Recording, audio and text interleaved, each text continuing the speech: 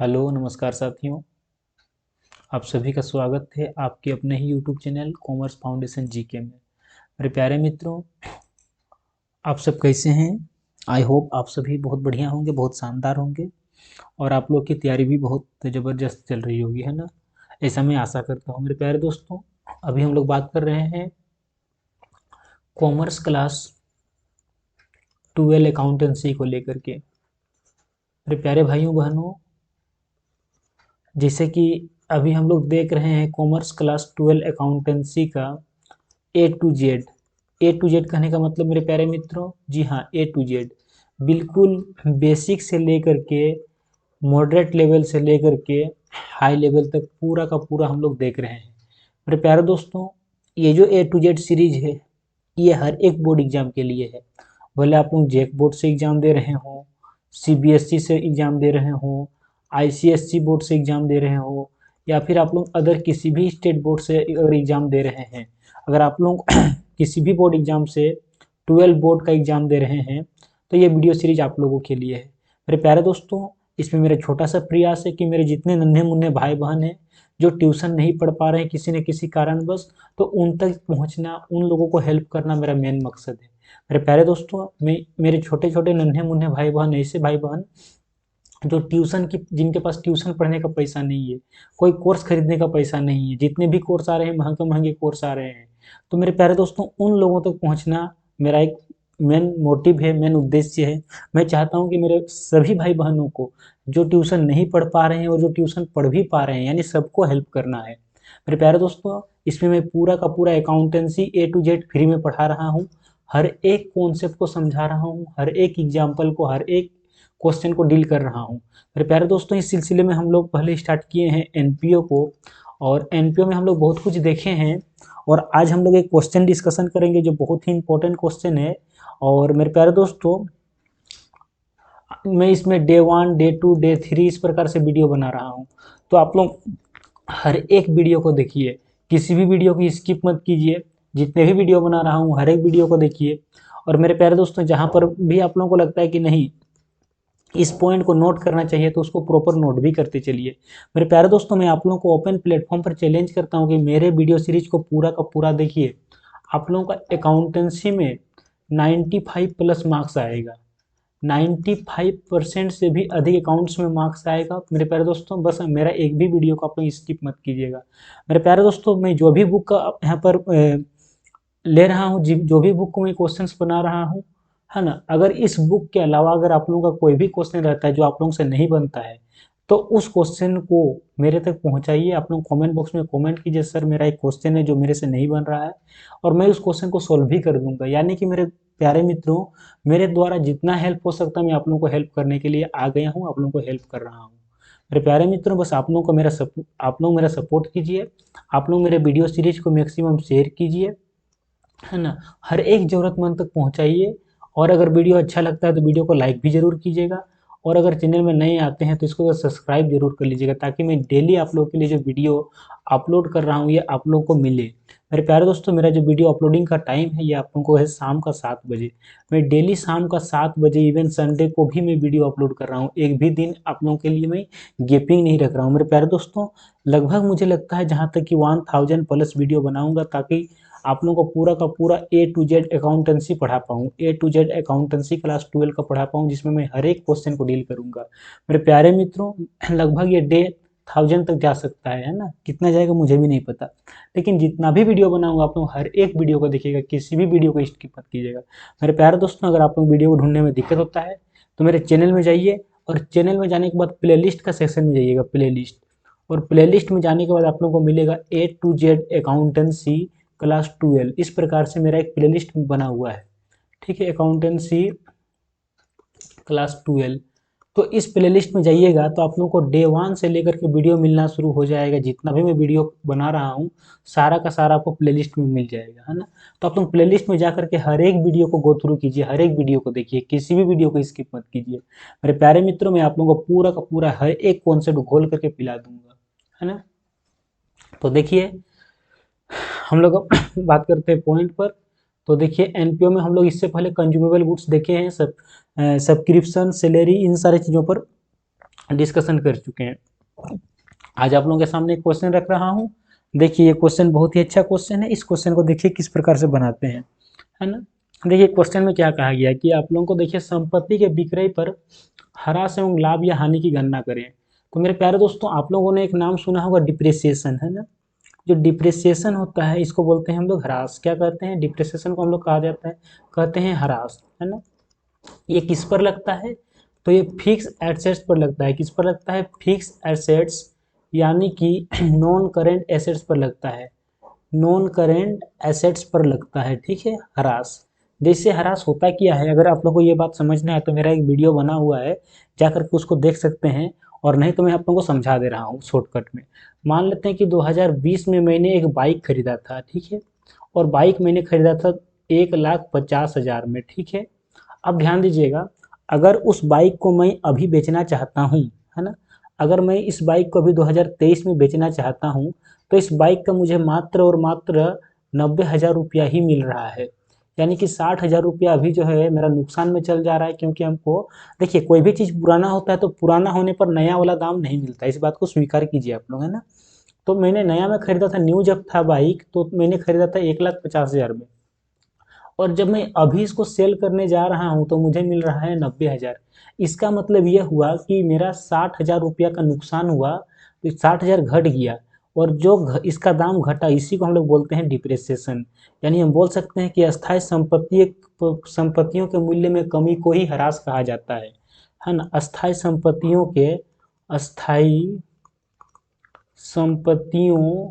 के मूल्य में कमी को ह्रास कहा जाता है, को ह्रास कहा जाता है। इस बात को जानना होगा कि डिप्रिसिएशन किसे कहते हैं। तो कोई भी अस्थायी संपत्ति जिसका दाम घट रहा है उसको ह्रास कहते हैं, जितना घट रहा है उसको ह्रास कहते हैं।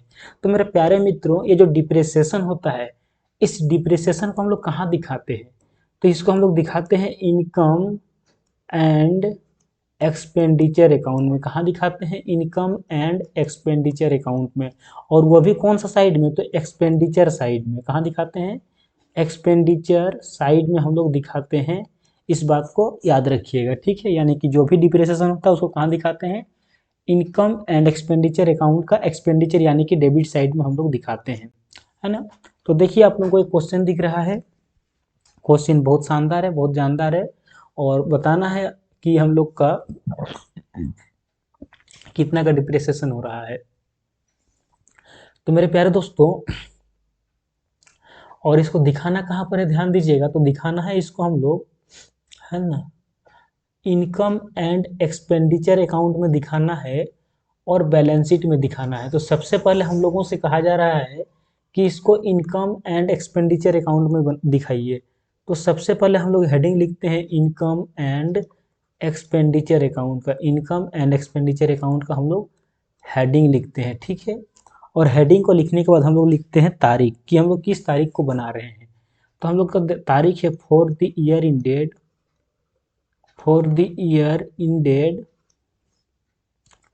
31 ऑफ मार्च 2019 को बना रहे हैं।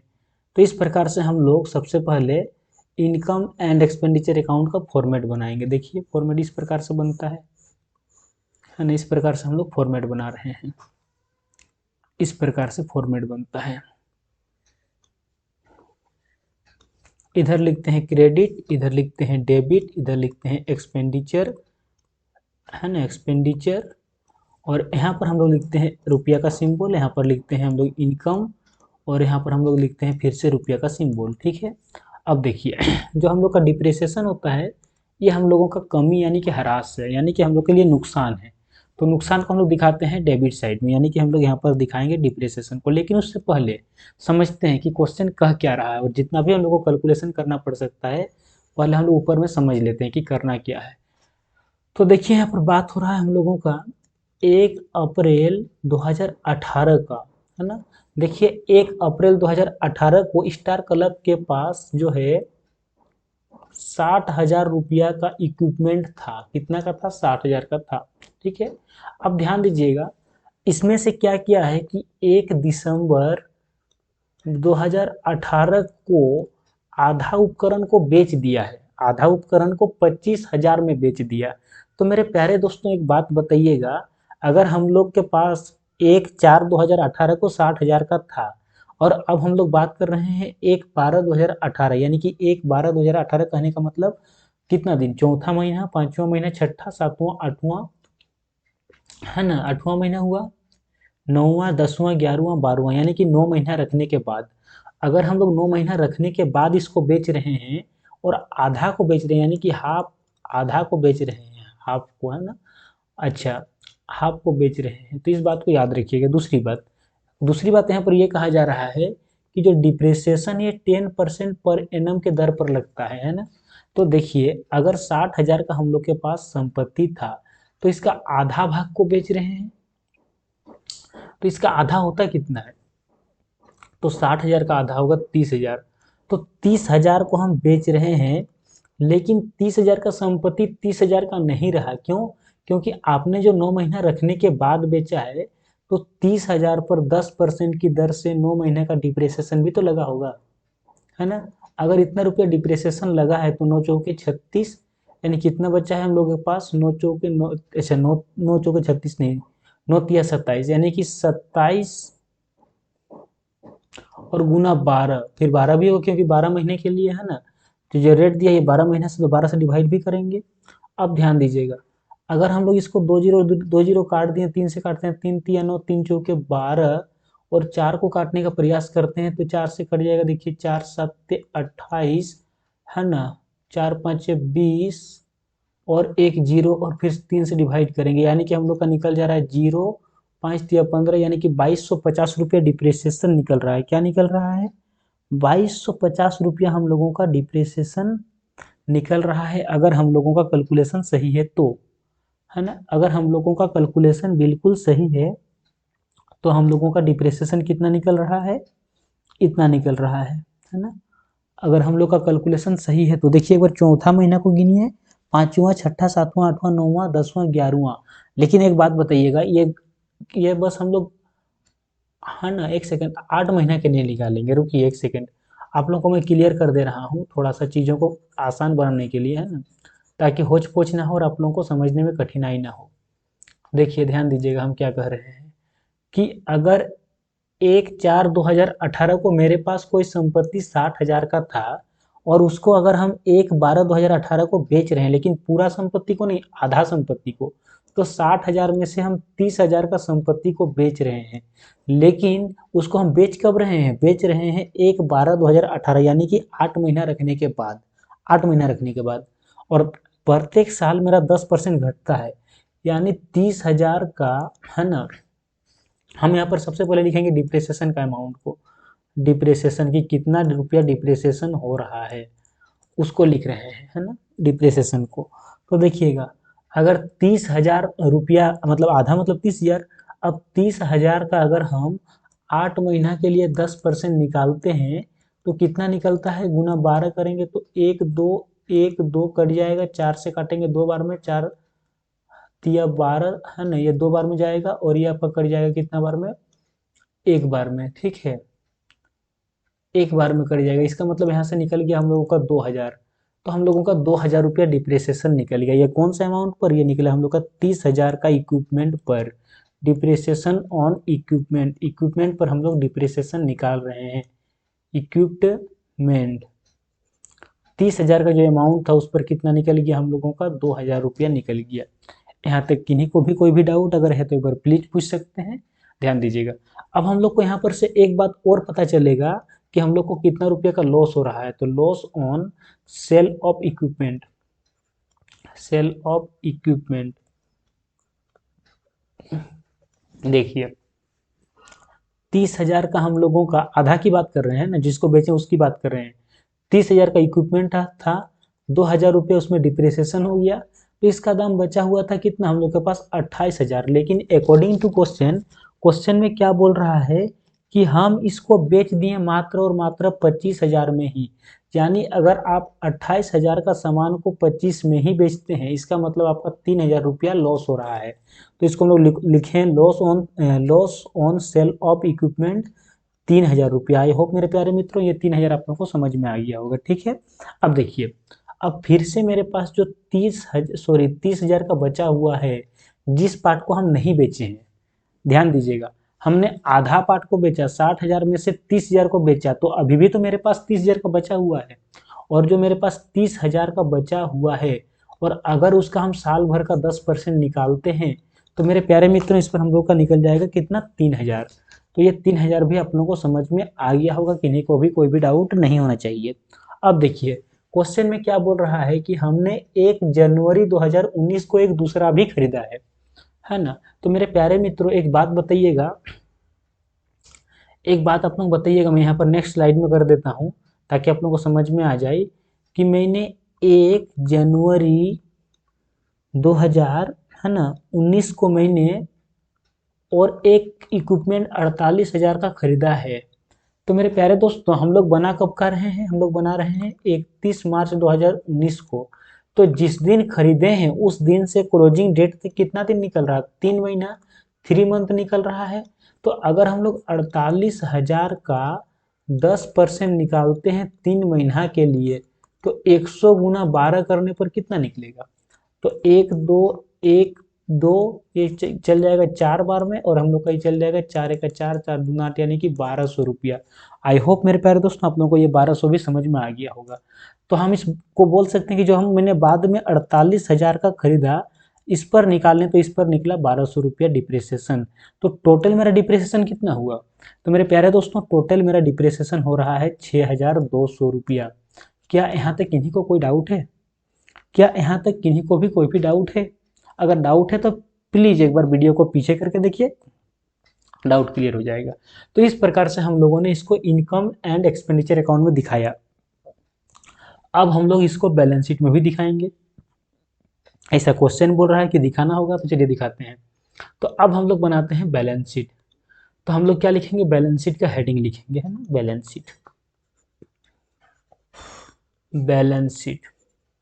और ये बैलेंस शीट भी कब बना रहे हैं, तो ये बैलेंस शीट बना रहे हैं एज ऑन 31 मार्च 2019। और बैलेंस शीट का फॉर्मेट आप सबको पता है कि बैलेंस शीट का फॉर्मेट कुछ इस प्रकार से बनता है। इधर लिखते हैं हम लोग लायबिलिटीज, इधर लिखते हैं हम लोग रुपया का सिंबल, यहाँ पर हम लोग लिखते हैं एसेट्स, और यहाँ पर फिर से हम लोग लिखते हैं रुपया का सिंबल, ठीक है। इसमें डेबिट क्रेडिट नहीं होता है। दूसरी बात, अब ध्यान दीजिएगा, इक्विपमेंट में जो मेरा डिप्रिसिएशन हुआ उस अमाउंट को यहाँ नहीं लिखेंगे बैलेंस शीट में, है ना। हम लोग के लिए देखिए इक्विपमेंट क्या है, एक बात बताइए हमको कि इक्विपमेंट क्या है हम लोगों के लिए। तो इक्विपमेंट हम लोगों का एसेट्स है, तो इक्विपमेंट को हम लोग एसेट साइड में लिखेंगे, यानी कि इक्विपमेंट कहाँ लिखेंगे हम लोग, एसेट साइड में लिखेंगे, ठीक है। तो यहाँ पर हम लोग लिखते हैं, चलिए इक्विपमेंट, इक्विपमेंट। और इक्विपमेंट में कौन कौन सा अमाउंट, तो देखिए आधा पार्ट हमने बेच दिया था, 60,000 में से, 60,000 में से हमने आधा पार्ट बेच दिया है। तो हम लोगों के पास आधा पार्ट बचा हुआ था, है ना। तो आधा पार्ट अगर बचा हुआ है तो मेरे प्यारे मित्रों, अगर 30,000 बचा हुआ है, लेकिन उसको भी जो हम साल भर रखे हैं मेरे प्यारे मित्रों, तो उसका भी 10% तो माइनस हो गया है ना। यानी मेरे पास इक्विपमेंट बचा है पुराना वाला 27,000 का। यहाँ तक किन्हीं को कोई डाउट नहीं होना चाहिए। उसके बाद मैंने जो 48,000 का इक्विपमेंट बाद में खरीदा है, उस पर मेरा 1200 रुपया का डिप्रिसिएशन हुआ है। तो बचा कितना है, तो मेरे पास बचा है मेरे प्यारे मित्रों, कितना का बचा है, आप ही लोग बताइए कितना का बचा है, आप लोग बताइए कितना का बचा है। तो 0 0 तो होगा ही होगा, 8 तो होगा ही होगा, है ना, 8 तो होगा ही होगा, 7 में से 1 गया तो 6 होगा, और मेरे प्यारे मित्रों 4 होगा। तो हम लोगों के पास बचा कितना का है, हम लोगों के पास बचा है 008, है ना, 3 और 73। हम लोगों के पास 73,800 रुपये का इक्विपमेंट बचा है, जिसको कि हम लोग बैलेंस शीट का एसेट साइड में दिखा दिए। तो इस प्रकार से हम लोग इस क्वेश्चन को बना लिए मेरे प्यारे दोस्तों। क्वेश्चन बिल्कुल अच्छा क्वेश्चन है, थोड़ा सा लेवल का क्वेश्चन है। अगर एक आप लोगों को एक बार में समझ में नहीं आया तो पीछे एक बार जाइए, वीडियो को पीछे कीजिए, दोबारा देखिए, समझ में आ ही जाएगा। इस बात का गारंटी देता हूँ, है ना। तो मेरे प्यारे दोस्तों, इस प्रकार से हम लोग छोटे छोटे कॉन्सेप्ट को देख रहे हैं। आज संडे है तो संडे को छोटा कॉन्सेप्ट देखिए। अब मेरे प्यारे मित्रों, आप लोगों को हम लोग कल से हम लोग अब देखेंगे इनकम एंड एक्सपेंडिचर अकाउंट, जो कि बहुत ही इंपॉर्टेंट होगा, बहुत इंपॉर्टेंट, और आता ही आता है क्वेश्चन, है ना। आप लोग किसी भी बोर्ड से लिख रहे हो लेकिन वहां से क्वेश्चन आप लोग को डायरेक्ट देखने को मिलेगा। तो मेरे प्यारे मित्रों, आज के लिए बस इतना ही। आप लोग हंसते रहिए, मुस्कुराते रहिए, पढ़ते रहिए, आगे बढ़ते रहिए। मिलते हैं नेक्स्ट वीडियो में, नेक्स्ट क्लास में। तब तक के लिए आप सभी को good bye and good night. Thank you.